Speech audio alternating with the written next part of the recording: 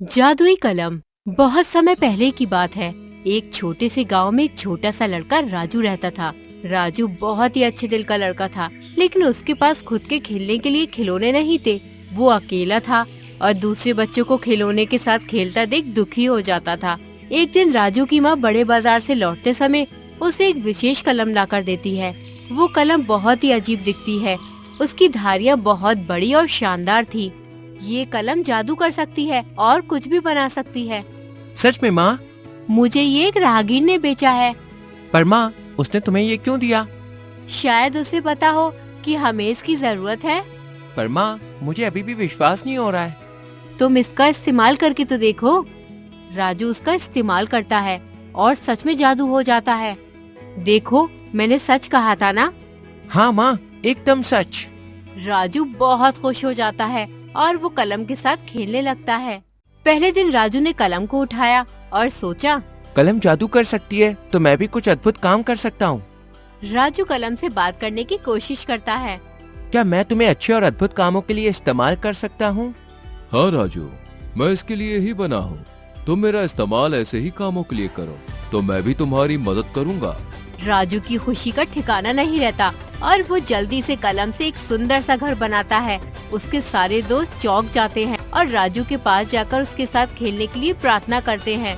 राजू कलम की मदद से बहुत सारे खिलौने बनाता है। वो अपने खेलने के लिए दोस्तों के साथ हर दिन अलग अलग खेल खेलता है और खुद भी बहुत मजे करता है। उसके जादुई कलम से बने खिलौनों की कहानियाँ गांव में मशहूर हो जाती हैं और सभी बच्चे उसकी योग्यता को सराहने लगते हैं। एक दिन राजू का एक खास दोस्त रवि उसके पास आकर कहता है, राजू, तू तो अपनी जादू कलम से कुछ भी अद्भुत काम कर सकता है। कैसे अद्भुत काम? तुम गांव के लिए और यहाँ के लोग के लिए बहुत कुछ कर सकते हो। तुम सही कहते हो दोस्त, मुझे ऐसे ही कुछ करना चाहिए।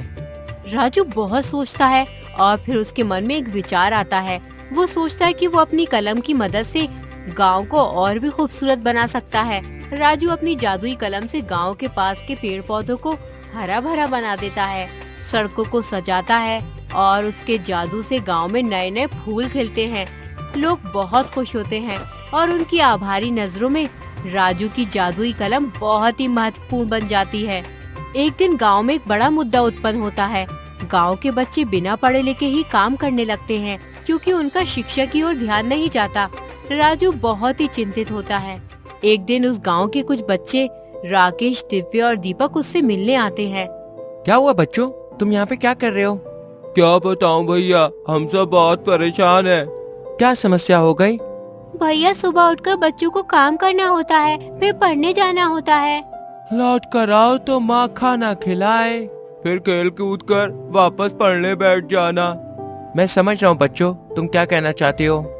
भैया, सुबह उठकर दुकान पर जाता हूँ मैं सुबह उठकर झाड़ू पोछा करने एक चाची के यहाँ जाती हूँ। और मैं बारूद की फैक्ट्री में काम करने जाता हूँ। हम भी एक ऐसा जीवन जीना चाहते हैं, उसमें हमें पढ़ने का मौका मिले ताकि हम अपना जीवन सुधार सके। मैं तुम्हारी कैसे मदद कर सकता हूँ दोस्तों?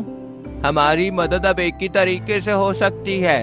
हमारे लिए एक बढ़िया स्कूल बनवा दीजिए। हमारी पढ़ाई स्कूल ना होने के कारण रुकी हुई है। मैं अभी तुम्हारी समस्या का हल निकाल देता हूँ।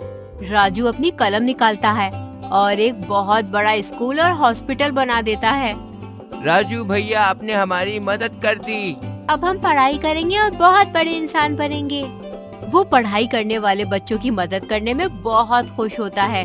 उसके संघर्ष से गांव के बच्चे आखिरकार पढ़ाई के माध्यम से आगे बढ़ने लगते हैं और गांव का माहौल बहुत ही सकारात्मक हो जाता है। गांव के लोग नए स्कूल के लिए नए टीचर और हॉस्पिटल के लिए नए डॉक्टर को बुलाते हैं। सरकार की मदद से ये स्कूल और अस्पताल सुचारू रूप से चलने लगता है और फिर गांव के बच्चे पढ़ने लगते हैं और बड़े बड़े मकाम छूने लगते हैं। इस तरह राजू की जादुई कलम ने न केवल उसने अपनी खुशियों को बढ़ाया, बल्कि उसने पूरे गांव को भी खुशियों से भर दिया। वो सिखाता है कि हमारे पास जो कुछ भी है, हम उसका सही तरीके से उपयोग करके अद्भुत काम कर सकते हैं और दूसरों की मदद भी कर सकते हैं। राजू उस गांव और शहर का सबसे माने जाने वाला इंसान बन जाता है और बहुत अच्छे और अद्भुत काम करने के बाद एक दिन कलम राजू को बोलता है, अब तुम्हें मुझे किसी और को दे देना चाहिए। अब मुझे किसी और की जिंदगी को संवारना है। राजू उसकी बात मान लेता है और किसी जरूरतमंद को वो कलम दे देता है।